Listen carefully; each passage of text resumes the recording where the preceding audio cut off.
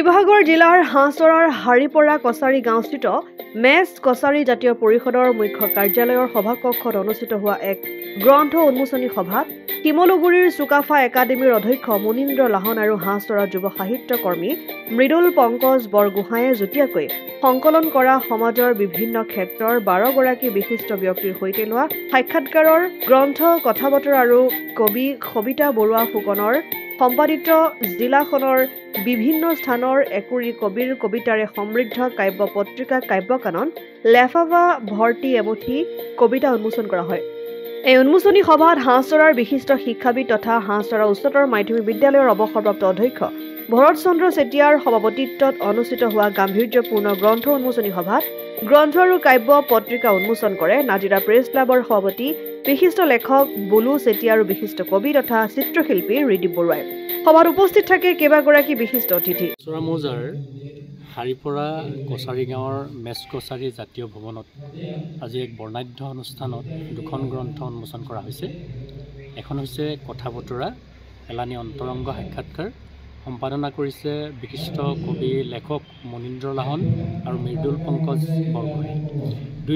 দুইজনে সম্পাদনা কৰি উলিওৱা যিখন গ্ৰন্থ কথা বতৰা, এই কথা বতৰা গ্ৰন্থখনত সমাজৰ বিভিন্ন দিশত বৰঙণি আগবঢ়োৱা 12জন বিশিষ্ট লেখকৰ সাক্ষাৎকাৰ অন্তৰ্ভুক্ত কৰা হৈছে আৰু এই সাক্ষাৎকাৰৰ তেখেতসকলে সংকলন সম্পাদনা কৰি উলিয়াইছে।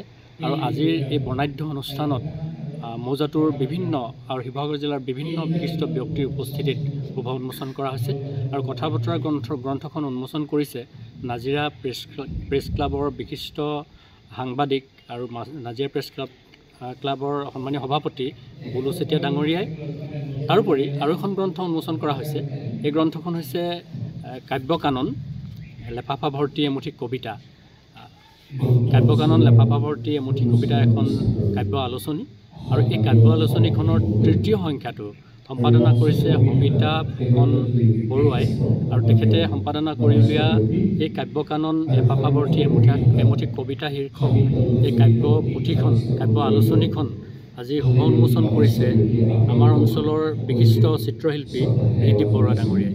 আমাৰ বাবে এটা খুব ভাল বতৰা, খুব ভাল খবৰ যে মৌজাটোৰ হাঁহচৰা মৌজাৰ বিশিষ্ট ব্যক্তিসকল, তাৰোপৰি শিৱসাগৰ জিলাৰ বিভিন্ন দিশত আগবঢ়া যিসকল ব্যক্তিৰ সাক্ষাৎকাৰ ইয়াত প্ৰকাশ কৰা হৈছে, তেখেতসকলৰ জৰিয়তে তেখেতসকলৰ জীৱনবোধ, তেখেতসকলৰ চিন্তা চেতনা, তেখেতসকলৰ সৃষ্টিশীল যি চেতনা, তেখেতসকলৰ যি জাতীয়তা বোধ, জাতীয় দায়িত্ব কৰ্তব্য আৰু সমাজৰ প্ৰতি তেখেতসকলৰ যি বিশিষ্ট বৰঙণি, এই আটাইবোৰ দিশ সাঙুৰি 12জন বিশিষ্ট ব্যক্তিৰ সাক্ষাৎকাৰ ভিত্তিক কথা বতৰা এলানি অন্তৰংগ সাক্ষাৎকাৰ এই আলোচনীখন আজি এই অনুষ্ঠানত শুভ উন্মোচন কৰা হৈছে। নাজিৰাৰ পৰা যদুমণি হাজৰিকা ৰিপৰ্ট, অসম আদিত্য। NKS হুণ্ডাইলৈ স্বাগতম।